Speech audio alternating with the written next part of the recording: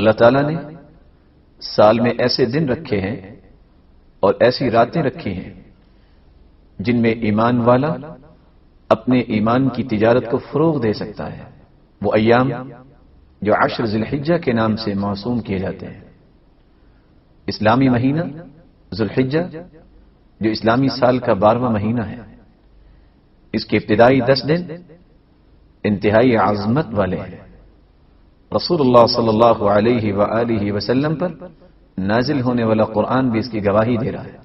والفجر ولیال عشر، اللہ رب العزت نے ان 10 دنوں کی قسم اٹھائی ہے. اور رسول اللہ صلی اللہ علیہ وآلہ وسلم فرماتے ہیں، جس بات کو عبداللہ ابن عباس رضی اللہ تعالی عنہ بیان کرتے ہیں، ما من ایام العمل الصالح فیہن احب الى اللہ من هذه الایام العشرة.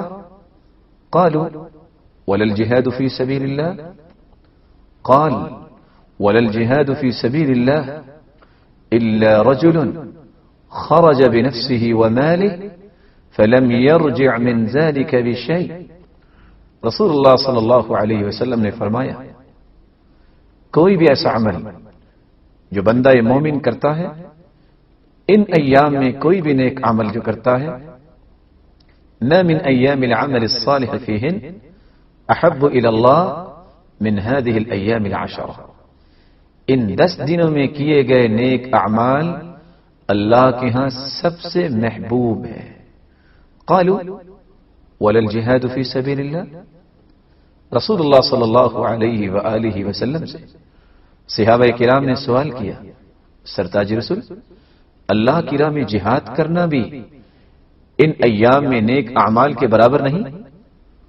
قال ولا الجهاد في سبيل الله إلا رجل خرج بنفسه وماله فلم يرجع من ذلك بشيء. جہاد کا عمل جو اتنا عظیم عمل ہے، ان 10 دنوں میں کیے گئے اعمال صالحہ کا مقابلہ نہیں کر سکتا.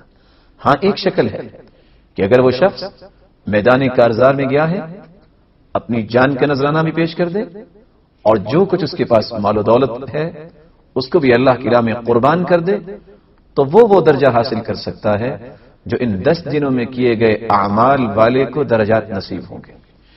عبداللہ ابن عمر رضی اللہ تعالی عنہ روایت کرتے ہیں، رسول اللہ صلی اللہ علیہ وآلہ وسلم نے فرمایا، ما من ایام اعظم عند اللہ ولا احب الیہ من العمل فیہن من هذه الایام العشر.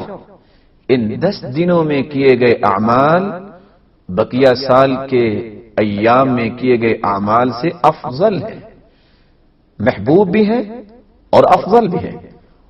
اور ایک دوسری روایت میں جابر رضی اللہ تعالی عنہ روایت کرتے ہیں، رسول اللہ صلی اللہ علیہ وآلہ وسلم نے فرمایا، افضل ایام الدنیا ایام العشر. اللہ تعالیٰ نے جو دنیا کا نظام چلایا ہوا ہے، اس نظام کے اندر اگر کسی دن کو فضیلت حاصل ہے، وہ ذی الحجہ کے پہلے 10 دن ہیں جن کو اللہ تعالیٰ نے پورے سال کے دنوں میں فضیلت سے نوازا ہے. امام ابن تیمیہ رحمہ اللہ تعالی اس بات میں فرماتے ہیں، دنوں میں افضلیت ذی الحجہ کے پہلے 10 دنوں کو حاصل ہے، اور راتوں میں افضلیت رمضان المبارک کے آخری 10 کی راتیں ہیں جن میں لیلۃ القدر ہوتی ہے. رسول اللہ صلی اللہ علیہ وآلہ وسلم نے مسلمانوں کو رہنمائی بھی دی ہے. ایسا مبارک اور سہانا موسم جب آ جائے، یہ مبارک ایام کسی کی زندگی میں آ جائیں تو کیا کرنا چاہیے؟ فَأَكْثِرُوا فِيهِنَّ مِنَ التَّهْلِيلِ وَالتَّكْبِيرِ وَالتَّحْمِيدِ. رسول اللہ صلی اللہ علیہ وآلہ وسلم نے فرمایا، ان 10 دنوں میں کثرت سے لا الہ الا اللہ، اللہ اکبر، الحمدللہ، ان کلمات کا ورد کرنا چاہیے. سعید ابن جبیر رحمہ اللہ رحمۃ واسعہ عبداللہ ابن عباس رضی اللہ تعالی عنہ کے تلمیذ رشید ہیں، اذا دخل ایام العشر اجتهد اجتهادا حتى ما يكاد يقدر عليه. جب یہ 10 دن ان کو نصیب ہوتے اتنی محنت کرتے اللہ کی عبادت میں حتی ما یکاد یقدر علیہ، ایسے محسوس ہوتا ہے کہ کسی چیز کو قابو میں لانا چاہتے ہیں، وہ قابو میں نہیں آ رہی۔ اللہ رب العزت نے ان ایام کو فضیلت سے نوازا ہے۔ حافظ ابن حجر اسقلانی رحمۃ اللہ علیہ صحیح بخاری کی شرح میں لکھتے ہیں، والذی یظہر ان السبب فی امتیاز عشر ذی الحجہ لمكان اجتماع امہات العبادة فيه وهي الصلاة والصيام والصدقة والحج ولا يتأتى ذلك في غيره۔